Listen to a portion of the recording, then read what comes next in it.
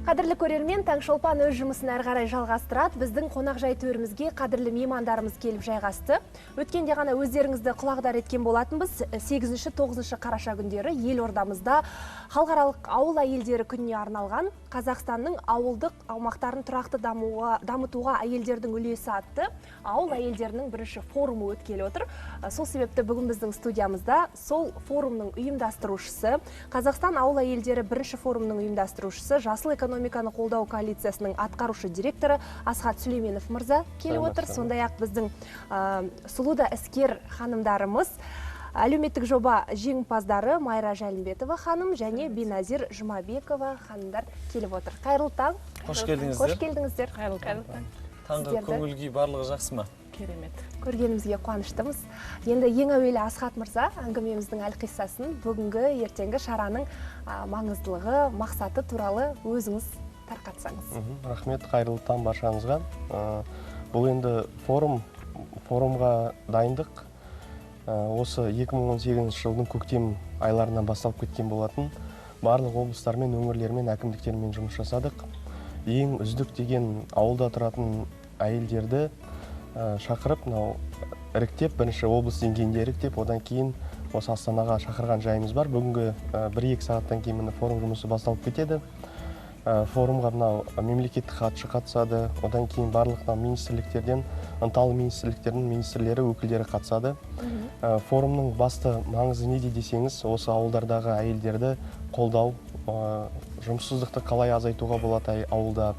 Одан кейін барлық бюджеттік емес, коммерциялық ұйымдарды қалай дамытуға, жұмыстарында ілгерілетуге қалай болады, сол туралы барлық мәселелер көтеріледі бүгін ертең, яғни форумға ең үздік деген айтып жатырмын ғой, әйелдер қатысады. Оның ішінде әр облыстан 12 әйел келеді, ауылдық жерлерде тұратын.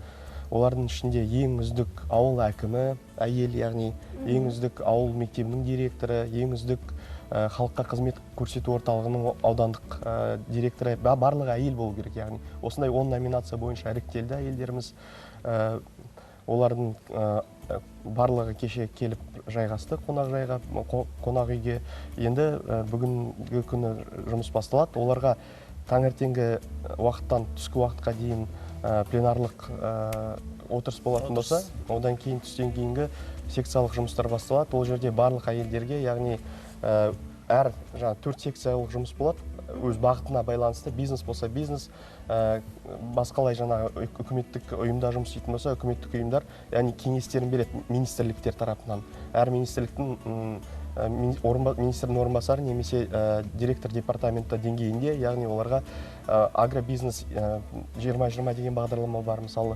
Одан кейін басқа да мемлекеттік бағдарламаларды қалай алуға болады, оңай жолмен қалай, яғни соны дұрыс құжаттарды жасау керек, түсіндіру жұмыстары басталады. Екінші күні ертең, яғни олардың барлықтарын марапаттау болады. Марапаттау рәсімі өтеді. Барлық министрлер өз қандай мәселе құзыретіне жататын ауыл әкімдері болатын болса, онда ұлттық экономика министрінің атынан алғыс хат болады. Ең үздік шаруа қожалығының басшысы болатын болса, ауыл шаруашылығы министрінің атынан алғыс хаттар берілетін болады. Сонымен қатар осы Астанадағы көптеген нысандарға барады, олар экскурсия ретінде ұлттық музейде болады. Осы форум бүгін күннен бастап, бүгін ертең. Сонымен қатар айтып кететін жағдай, 6 жылдан бері жүзеге асып келе Кока-Кола белестерінің 2018 жылғы жеңімпаздары 10 әйелді марапаттау рәсімі өтеді. 4000 ақш доллары көлемінде қайтарымсыз грант беріледі бүгін оларға. Оның бірі және биылғы жеңімпазы Биназира ханым бізде қонақта. Биназира ханым, бұндай жеңіс сізге не сыйлайды? Өзіңіздің аузыңыздан естейік, кәсіпті дөңгелетіп отырсыз, енді ғана бастап жатырсыз бәлде. Бұл жоба туралы қайдан білдіңіз, осы туралы тоқталып кетсеңіз? Бұл негізі кәсіпті жасап жатқаныма біраз жыл болды, 5 жылдан асып кетті, сондықтан да... Қандай кәсіппен айналысасыз? Мен білім беремін, керамикадан, саз сабағынан беремін. Әрине бізде ең басты тақырып ол адамдарды жұмыспен қамту. Бізге жаңадан өзінің кәсібін және де жаңағы сувенирлік бұйымдар жасаумен айналысамыз.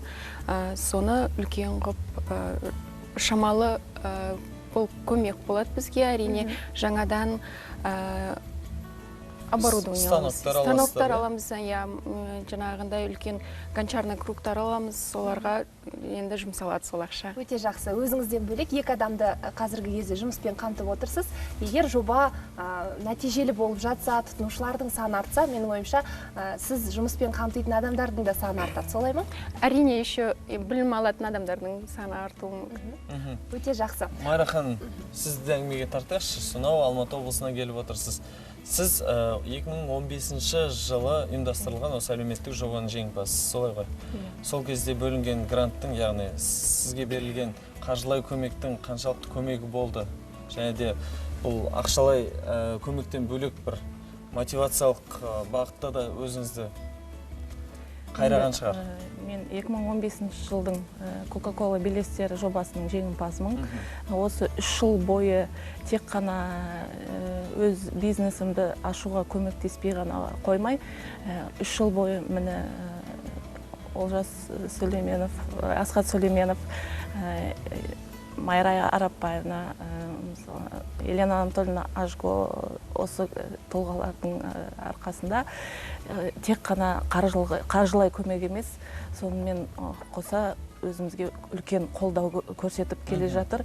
3 жылдан бері кез келген сұрақтарымызға жауабымызды тауып, бағыт-бағдар беріп, бізде өз бизнес жолында өзімізді жоғалтпай, ары қарай өркендеуге көмектесіп жатыр. Өте үлкен қолдау. Алматы облысы, Талғар ауданы, Амангелді ауылына келіп отырсыз, иә? Сіздің ауылыңызда кәсіппен айналысатын қыз-келіншектердің саны көп пе? Жалпы шағын кәсіппен және ол кісілерді сізде қанаттандырып отырасыз ба? Осы Астанадан барғанда осындай шаралар болады, келесі жылы сіздер де қатысыңыздар деп сіңілдеріңіз. Әрине, бізде Талғар ауданы Амангелді ауылы кішігірім ғана ауыл. Қанша адам тұрады? Жылыжайымыз бар. Бір қанша десем болады? Иә, шағын ауыл. Шағын ауыл, иә. Алатау бөктерінде орналасқан, өзінің өзені бар. Таза ауа, сондықтан бізде ондай бір кәсіппен ауылда айналысып жатқан адамдар ондай бір көп емес, бірақ та жылыжайымыз да бар ауылымызда, енді дүкендер ол әрине бар. Ол жылыжайдың иесісіз, иә, солай ма? Жоқ, басында жобамыз жылыжайдан басталғандықтан, ары қарай сіз соны бастап бердіңіз, иә? Басталды, иә, ол жерде басқа кісімен Быковская Нина деген әйелмен серіктес болып дамытып жатырмыз. Менде қазіргі мақсат серіктестікті дамыту, ары қарай оны кооперациялау ауылда. Өте жақсы. Онымен қоса біз Амангелді ауылында Іңкәр бөбекжай балабақшасында қызмет жасап, оны өркендетіп жатырмыз. Ауылымыздағы балаларымызды тәрбиелеп. Иә, расында балабақша тапшылығы қазіргі заманда қалалық жерлерде қатты білінеді. Енді ауылда да балабақша салынып, ауыл әйелдерінің жұмыс істеуге, басқа да өзінің тіршілігін дөңгелетуге мүмкіндік туып отыр екен. Қанша баланы қанатыңыздың астына алып отырсыз қазірде? Мен қазір 50 баладан астам. Өте жақсы екен. Бизнесін кеңейтіп жатқан бірден бір кісінің бірі Майра. Жылыжайдан бастап балабақшаға ауысып жатыр.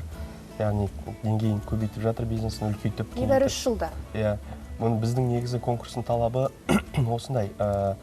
Тек қана өзіңе ғана жұмыс ашпай, жеке кәсіпкер ретінде мүмкіндігің болып жатса, ауылдағы жұмыссыз қасында құрбыңа жұмыс орнын ашып беру. Яғни Майра бүгінгі таңда 10-нан аса адамға жұмыс орнын ашып отыр.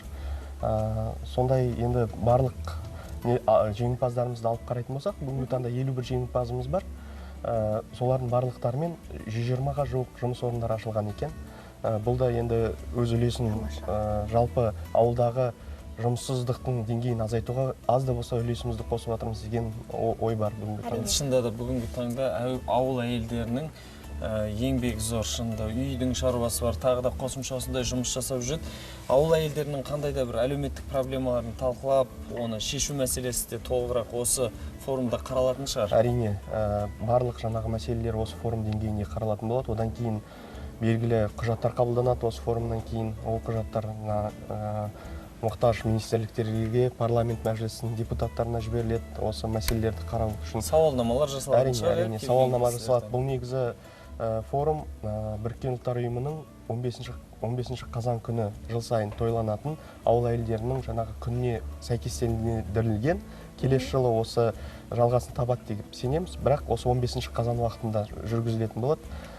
Бізге мынау алыс жақын шетелдерден де форумға қатысып жатыр ұйымдар, әртүрлі мысалы қаржыландыратын, әйелдерді қаржыландыратын, грант беретін ұйымдар қызығушылық танытып, бүгін форум аясында өз жаңағы продукцияларын, өзінің жаңағы жұмыстарын айтатын болады ауыл әйелдеріне, толығырақ түсіндіретін болады. Қалай жаңағы арзан қаржы дейміз ғой, арзан қаржыға, ұзақ қаржыға қалай қол жеткізуге болатын әйелдерге жаңағы мағлұмат береді бүгін.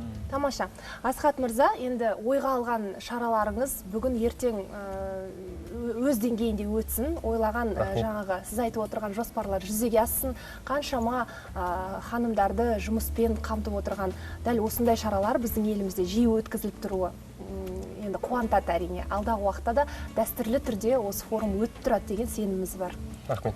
Майра ханым, Биназира ханым, сіздердің де істеп отқан істеріңізге береке берсін, өркендей беріңіздер деген тілек білдіреміз. Студиямызға келіп сұхбат бергендеріңізге алғыс айтамыз. Рахмет. Ал енді біз бағдарламамызды әрі қарай жалғастырамыз. Егер елорда тұрғындары және қонақтары Алтын бесік ауылдың нәзік жандыларымен кездесеміз десе, бүгін ертең өтіп жатқан форум қатысушыларымен бетпе-бет кездесуге мүмкіндіктеріңіз бар. Ал ұлттық арнаның барша көрермендеріне біз кереметтей ән тарту етеміз. Қабыл алыңыздар.